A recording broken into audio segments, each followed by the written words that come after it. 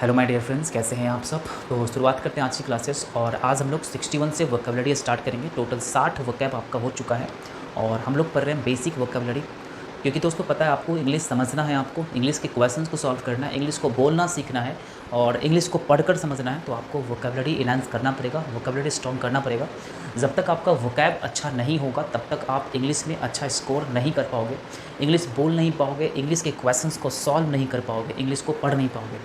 अगर आप रियल में चाहते हो इंग्लिश को पढ़ना, समझना, क्वेश्चन सॉल्व करना, तो सबसे पहली बात यह है कि इंग्लिश के वोकेबलरी पोर्शन को सबसे पहले स्ट्रॉन्ग करना पड़ेगा।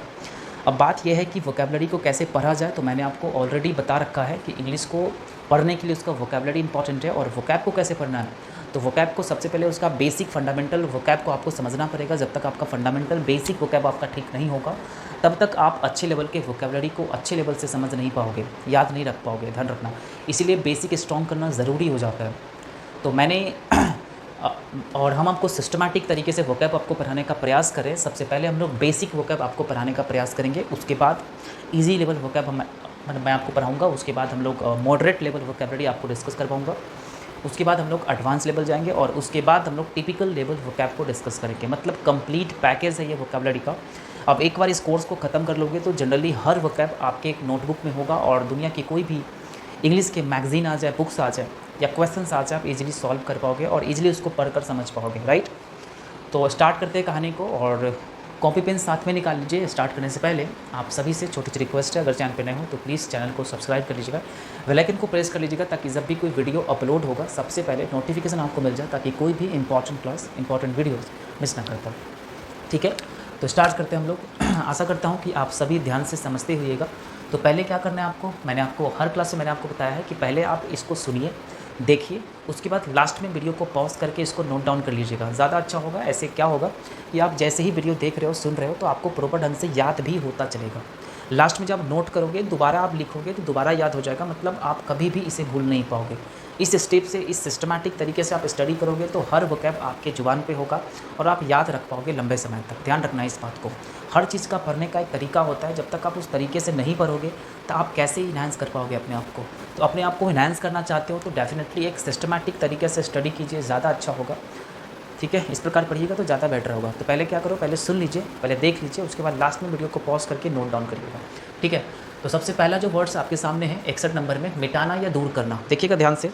ठीक है, मिटाना या दूर करना को इंग्लिश में क्या कहेंगे, मिटाना या दूर करना, किसी चीज़ को मिटा देना या दूर कर देना अपने साथ से। ठीक है, तो इसको इंग्लिश में कहेंगे sir to wipe out. To wipe out बोल सकते हो, टू वाइप आउट बोल सकते हो, या टू डिलीट बोल सकते हो, या टू रेज बोल सकते हो। ठीक है, टू डिलीट भी बोल सकते हो, या टू रेज भी बोल सकते हो, या टू वाइप आउट भी बोल सकते हो। मिटाना या दूर करना, राइट। जो नेक्स्ट वर्ड आपके सामने है धोना, ध्यान से समझना, धोना। नेक्स्ट वर्ड आपके सामने धोना। धोना को इंग्लिश में बोलेंगे टू वॉश, टू वॉश। उसके बाद बोलोगे सर टू क्लीन। ठीक है, टू क्लीन का मतलब भी होता है धोना। ओके, उसके बाद नेक्स्ट वर्ड आपके सामने है घंटी बजाना। बहुत ही ज़्यादा इंपॉर्टेंट वर्ड सब है, इन सभी वर्ड्स को एक बार रिकॉल कर लीजिए क्योंकि ये बेसिक फंडामेंटल वोकेबलरी है। इसी के बेस पर आपका typical level, advance level, moderate level vocabulary आएंगे।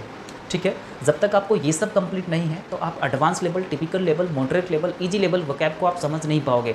इसलिए आप चाहते हो बढ़िया तरीके से वोकैब को स्ट्रॉन्ग करना, तो डेफिनेटली पहले बेसिक को स्ट्रॉन्ग कीजिए।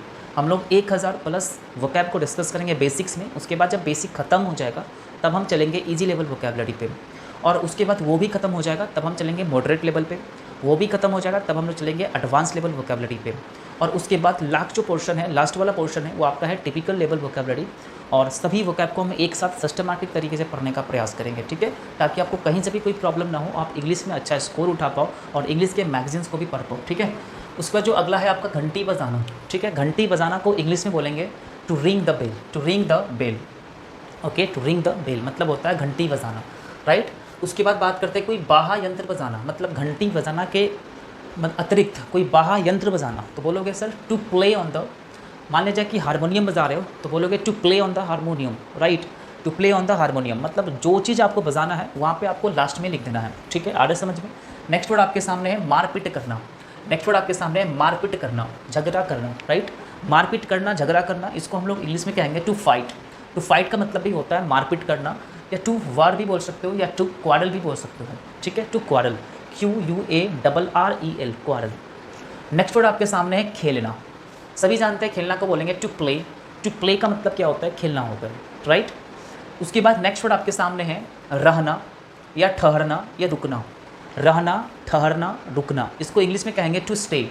टू स्टे बोल दोगे, STAY, स्टे, या टू रिमेन बोल सकते हो, या टू बाइड बोल सकते हो, BIDE, राइट। नेक्स्ट वर्ड आपके सामने रहना किसी नियम पर। रहना किसी भी नियम पर, मतलब किसी भी नियम पर रहना, किसी रूल पर रहना, तो उसको बोलेंगे to abide the rule. To abide the rule मतलब किसी नियम पर रहना, to abide the rule. Next word आपके सामने है खोना, कोई चीज़ खो देना, तो इसको बोलेंगे टू लूज़। टू लूज़, उसके बाद टू मिस भी बोल सकते हो, टू लूज़ या टू मिस भी बोल सकते हो, राइट।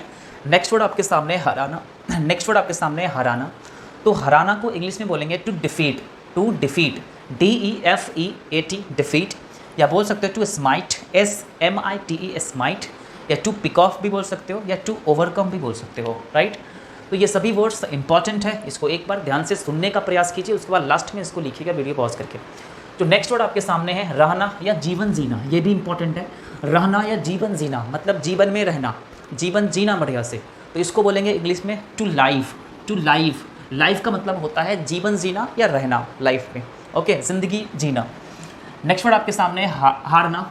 नेक्स्ट वर्ड आपके सामने है हारना, हार जाना, तो इसको बोलेंगे to pan out. To pan out बोल सकते हो, या आप बोल सकते हो to lose ground. To lose ground बोल सकते हो, to lose ground, right. Next word आपके सामने है कूदना। नेक्स्ट वर्ड आपके सामने है कूदना, किसी चीज़ पर से कूद जाना, तो उसको बोलेंगे टू जंप। जंप आप बोल सकते हो, जंप का मतलब होता है कूदना, या टू लीप बोल सकते हो, LEAP। टू लीप का मतलब भी होता है कूदना, टू स्कीप का मतलब भी होता है कूदना, टू स्कीप का मतलब भी होता है कूदना, राइट। उसका जो अगला वर्ड है आपके सामने सर राह दिखाना। तो राह दिखाना का क्या होगा, मतलब किसी इंसान को आप राह दिखा रहे हो, तो उसको क्या कर रहे हो, लीड कर रहे हो, तो उसको बोलोगे सर टू लीड, या टू गाइड भी बोल सकते हो, या टू डायरेक्ट भी बोल सकते हो। तो गाइड का मतलब भी होता है राह दिखाना, टू डायरेक्ट का मतलब भी होता है राह दिखाना, टू लीड का मतलब भी होता है राह दिखाना, ध्यान रखना इस बात को, ठीक है। नेक्स्ट वर्ड आपके सामने है जानना, बहुत ही कॉमन वर्ड है जानना, तो इसको बोलेंगे इंग्लिश में टू नो। नो का मतलब होता है जानना, या इसको आप बोल सकते हो टू रियलाइज़, ठीक है। रियलाइज़ का मतलब ही होता है जान जाना, राइट। उसके बाद अगर बात करते हैं बी अवेयर भी बोल सकते हो, बी अवेयर भी बोल सकते हो, जानना, रियलाइज़ होना, ठीक है। उसके बाद जो नेक्स्ट वर्ड है आपके सामने बहुत ही इंपॉर्टेंट वर्ड है घुटने टेकना, ठीक है। घुटने टेकना मतलब घुटने टेक देना किसी भी चीज़ पे, ठीक है। तो उसको बोलोगे इंग्लिश में to kneel down. To kneel down का मतलब होता है घुटने टेकना, ठीक है, अपने आप को उसके हवाले कर देना। तो इसका होता है टू सरेंडर, ठीक है, ध्यान रखना, टू सरेंडर हो जाएगा या टू नील डाउन हो जाएगा। जो अगला वर्ड है आपके सामने हार मानना। हार मानना का क्या होगा सर, हार मानना का हो जाएगा to get defeat. To get defeat बोल सकते हो, या टू सबमिट बोल सकते हो, टू सबमिट बोल सकते हो, SUBMIT, to submit, right. Next word आपके सामने है आशा या उम्मीद करना। आशा या उम्मीद करना, देखो आशा या उम्मीद करना का क्या हो जाएगा, आप कहोगे टू होप। होप का मतलब क्या होता है सर, आशा करना, आशा किए हुए बैठे रहना कि आज वो आएगा, आशा या उम्मीद करना, राइट। उसको बोलेंगे टू होप। एक होता है सर उम्मीद करना, सिर्फ उम्मीद करना। उम्मीद करना का होता है टू एक्सपेक्ट। टू एक्सपेक्ट करना, उम्मीद करना कि आज वर्षा होगी, तो डेफिनेटली टू एक्सपेक्ट होता है, राइट। उसके बाद अगर बात करते हैं अंदाज़ लगाना। अंदाज़ लगाना बहुत ही इंटरेस्टिंग चीज़ है, अंदाज़ा लगाना, अंदाज़ लगाना, तो उसको हम लोग इंग्लिश में बोलेंगे टू एस्टिमेट। टू एस्टिमेट बोल सकते हो, ESLIMATE, एस्टिमेट। उसके बाद जो नेक्स्ट वर्ड है आपके सामने टू इमेजिन भी बोल सकते हो। टू इमेजिन का मतलब ही होता है अंदाज़ लगाना, अंदाज़ा लगाना। नेक्स्ट या बोल सकते हो टू आपका ड्रीम अप, ठीक है, ड्रीम अप का मतलब भी होता है अंदाज़ लगाना। तो ये सभी वर्ड्स इंपॉर्टेंट है, आशा करता हूँ कि आपको समझ में आया होगा। अब क्या करो सर, वीडियो को पॉज करके इसका स्क्रीनशॉट ले लीजिए या आप नोटबुक में लिख लीजिए।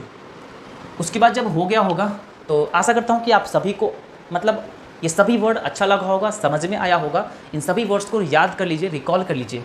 मैं इसी प्रकार से आपको सिस्टमैटिक तरीके से रेगुलर 20 वर्ड्स आपको डिलीवर करूँगा ताकि आपका बेसिक स्ट्रॉन्ग हो जाए, ठीक है। अगर कोई भी मन में क्वेश्चंस हो, कोई भी मन में प्रॉब्लम्स हो, तो आप मुझे कमेंट ज़रूर कीजिए। अगर फिर भी इन सभी वर्ड्स में किसी का भी स्पेलिंग मिस्टेक हो, आपको स्पेलिंग समझ में नहीं आ रहा, स्पेलिंग दिख नहीं रहा हो, तो आप क्या करो, हिंदी इसका आप कमेंट में लिख दीजिए, वहाँ पे मैं इसका इंग्लिश आपको प्रोवाइड कर दूँगा, ठीक है। कहीं से भी आपको कोई प्रॉब्लम नहीं होनी चाहिए। अगर फिर भी कोई भी मन में क्वेश्चंस हो, कोई भी मन में दुविधा हो, तो उसको आप प्लीज़ कमेंट किया करो, उसका आंसर मैं ज़रूर दूँगा, ठीक है। तो आशा करता हूँ कि आप सभी को बढ़िया से समझ में आया होगा। तो आज के लिए इतना ही, फिर मिलते हैं नेक्स्ट की वीडियोज़ में। तब तक के लिए thank you so much, take care, bye bye.